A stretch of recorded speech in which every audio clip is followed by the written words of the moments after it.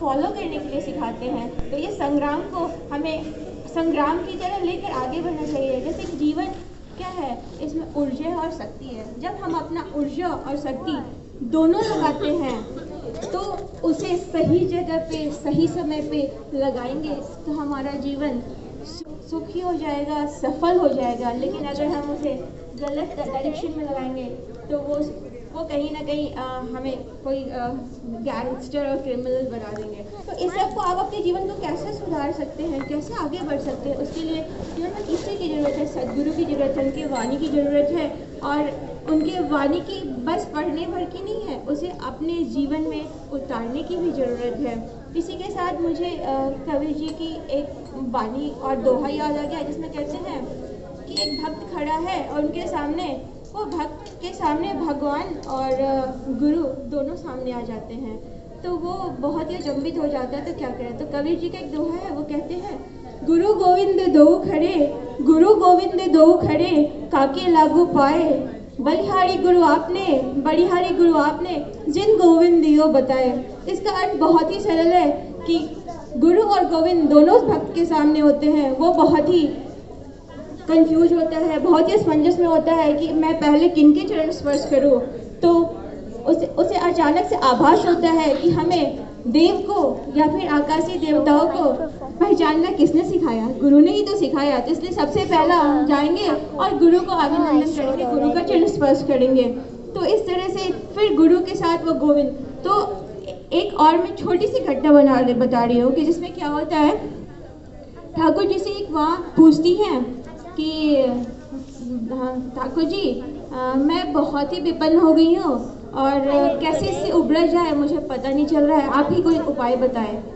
तो ठाकुर जी बोलते हैं कि आप अपने प्राण से बढ़कर अपने ईश्वर को याद करो। ईश्वर के अलावा आपको इस दुविधा से और इस असमंजस से कोई बाहर नहीं कर सकता। तो यहाँ भी आप देखो कि ठाकुर जी ने उसे कुछ नहीं कहा, उन्हें बस ईश्वर को याद करने के लिए कहा, ईश्वर की भक्ति करने के लिए कहा। इससे ये पता चलता है कि गुरु कभी नहीं कहते हैं कि वो भगवान है, वो आपके लिए सब कुछ कर देंगे। वो एक माध्यम है, मीडियम है, जिससे कि आप डायरेक्टली अपने ईश्वर से कनेक्ट हो सकते हो और आगे का रास्ता बहुत ही सरल बना सकते हो। और देखा जाए एक और भी जो मेरे से बहुत ही मैं उसे बहुत ही ज़्यादा महसूस करती हूँ कि आप ना बहुत दुखी होते हो तब भगवान को याद करते हो, या फिर बहुत खुश रहते हो तब भगवान को याद करते हो। और जब आप बीच बीच में रहते हो तो लाइफ चल रही है, आपको कोई ज़रूरत नहीं है भगवान का है, गुरु का है, उसे कोई मतलब नहीं। हमारे दिनचर्या ही ऐसी है। तो जब आप बहुत ही दुखी रहते हो तो जैसे मैं बता दूं, आपको बहुत ही फीवर है और करना क्या है कि अब ये फीवर नहीं जा रहा है, तो आप अपने स्पाउस को नहीं याद करोगे उस समय, अपने भाई बहन को नहीं याद करोगे। उस समय आपके मुंह से सबसे पहले क्या निकलेगा? आवाज़ माँ, अम्मा। मतलब जो भी आपकी जो भी मातृभाषा है उसमें आप अपने माँ को याद करोगे। और आपको बताओ, ये माँ जो है ना वो सुनती भी है उसे।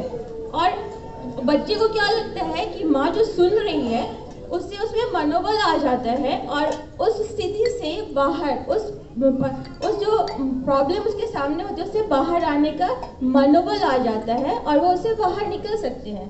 कि मेरे साथ ये बहुत बार ऐसा होता है, जब मैं बहुत ही होती हूँ तो माँ को याद करती हूँ और कहीं ना कहीं से मेरी मम्मी का फ़ोन आता है, वो बोलती है तो मैं तुम्हारी तबीयत तो ठीक है, ये ठीक है, ऐसा होता है और मैं हमेशा ही बाहर आ जाती हूँ। तो यूएस में ये तोड़ा मैं उन्होंने एक गाना लिखा था लास्ट ईयर, उसमें लिखा था Stay when I go leaving you, you follow me like a mother do। हम लोग ठाकुर जी को अपना सुप्रीम फादर बोलते हैं, बट वो सब कुछ माँ की तरह करते हैं कि हमारे पीछे पीछे जाते, हम कहाँ जा रहे हैं, क्या कर रहे हैं, कैसे कर रहे हैं और कैसे आगे बढ़ना चाहिए, तो समय रहते हमें सही और गलत का भान करा देते हैं। तो ये एक आपकी लाइफ में एक गुरु का होना इतना महत्वपूर्ण है कि अगर आप गुरु की प्रतिष्ठा करते हो तो कहीं भी आप चाहकर भी, अगर चाहते भी हो कि कुछ गलत कर लो तो नहीं कर सकते हो।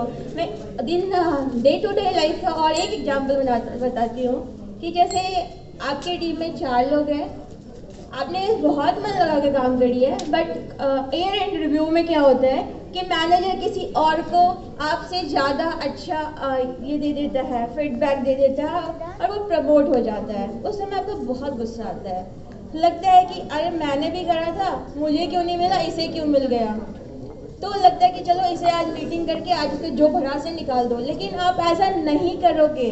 कहीं ना कहीं आपके मन में ये आपको ये पता होता है कि क्या सही है और क्या गलत है, लेकिन हाँ थोड़ी देर के लिए आता है। तो हमें इससे मैं ये बताना चाहती हूँ कि हमारा लाइफ जो है ना वो काम, क्रोध और लोभ सबसे रिलेटेड है। तो ये वाली जो एग्जाम्पल है, इसका जो आप क्रोध करोगे और लोभ करोगे कि मुझे मिलना चाहिए, मुझे क्यों नहीं मिला, तो आप ये सोचो कहीं ना कहीं ठाकुर जी ने या फिर ईश्वर ने आपके लिए फिर से वो बना रखा है कि कब आपको मिलना है, कब नहीं मिलना है। वो आपको उन्हें पता है, आपके कहने नहीं कहने से कुछ नहीं होने वाला है।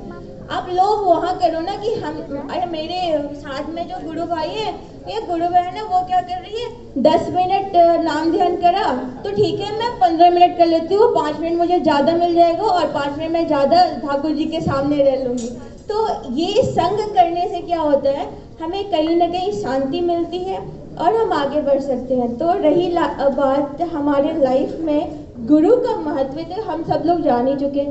और एक और मैं बात बताऊं कि जब आपके मन में बहुत सारे डाउट्स होते हैं, बहुत ही सारे डाउट्स होते हैं, लाइक जब आपको मैथ्स का सम प्रॉब्लम सॉल्व नहीं होता है तो आप क्या करते हो, जब कैलकुलस पढ़ रहे हो आपको सम सॉल्व नहीं हो रहा है, तो आप डेफिनेटली बायोलॉजी के टीचर के पास नहीं जाओगे कि हाँ ये कैलकुलस का इंटीग्रेशन सॉल्व नहीं हो रहा है, मुझे बता दो।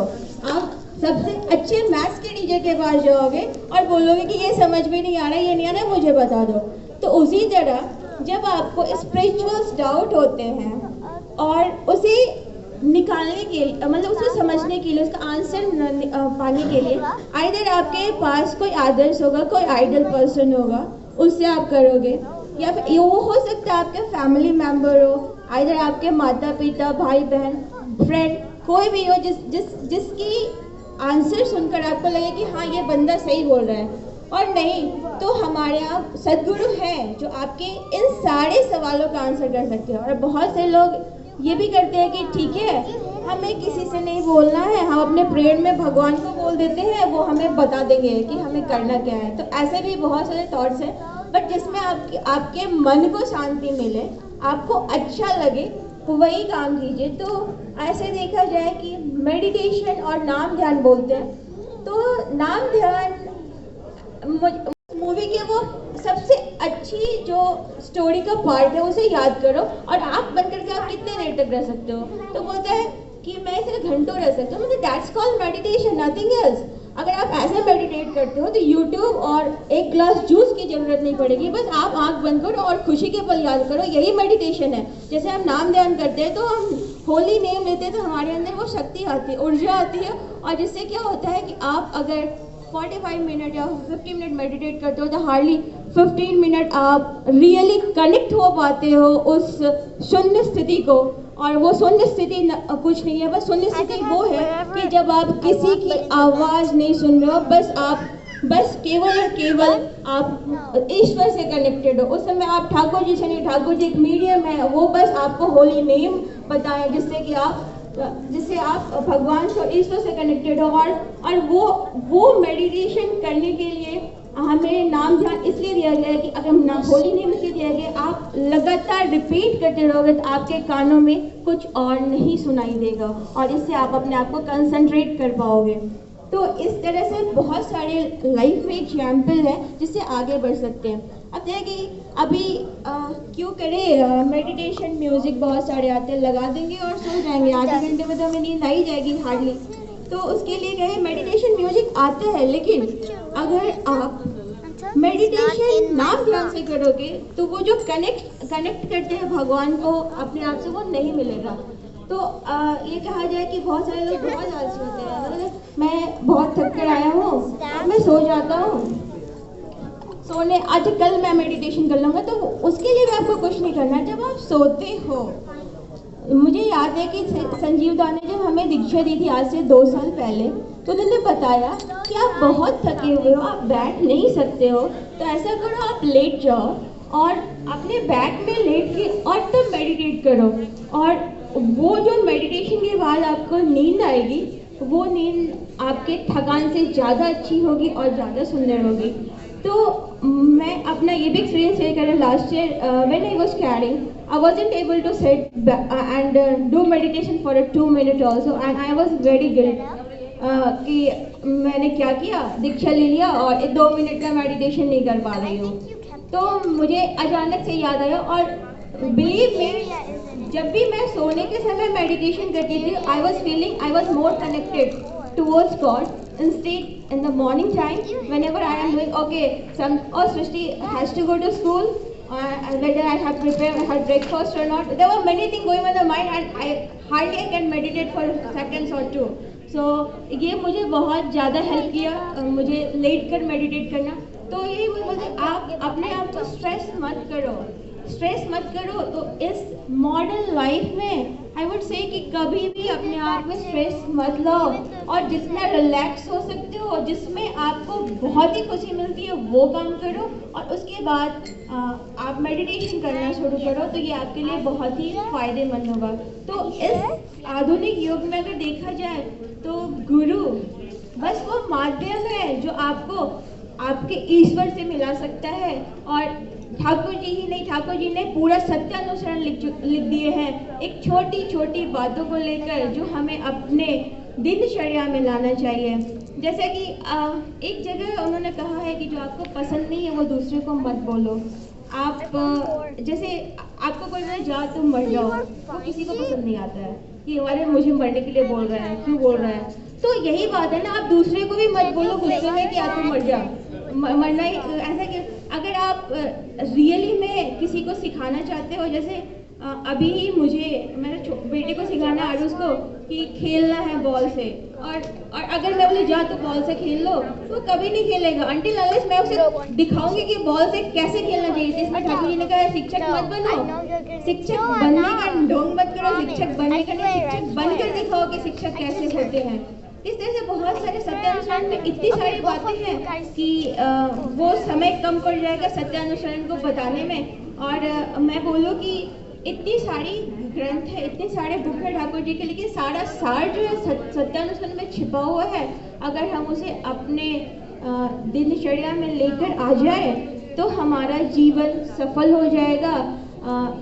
और हमें शायद एलेक्सा, गूगल और सीरी की ज़रूरत नहीं पड़ेगी कुछ करने के लिए। हम अपने आप में डिसिप्लिन वो ले आएंगे और खुद से उठकर सब काम कर सकेंगे। तो ये सबसे अंत में मैं ये कहना चाहूँगी कि ये हमारे बोला जाए कि त्रेता युग में या फिर उससे पहले ऑलरेडी था कि आप अपने इष्ट को इष्ट प्राण होकर चलो, और कहीं ना कहीं हम भूल रहे हैं उसको हमेशा कंटिन्यूएशन में लाने के लिए ये रूल बनाया गया कि आप मॉर्निंग प्रेयर करो, इष्ट विधि करो, इवनिंग प्रेयर करो। इस तरीके से ही हम अपने डेली लाइफ को अच्छी तरह सुधार सके और आगे बढ़ सके। इतनी भीड़ भाड़ की जिंदगी में भी अपने हृदय को शांति पहुंचा सके और आगे बढ़ सके। इसी के साथ सभी को जय।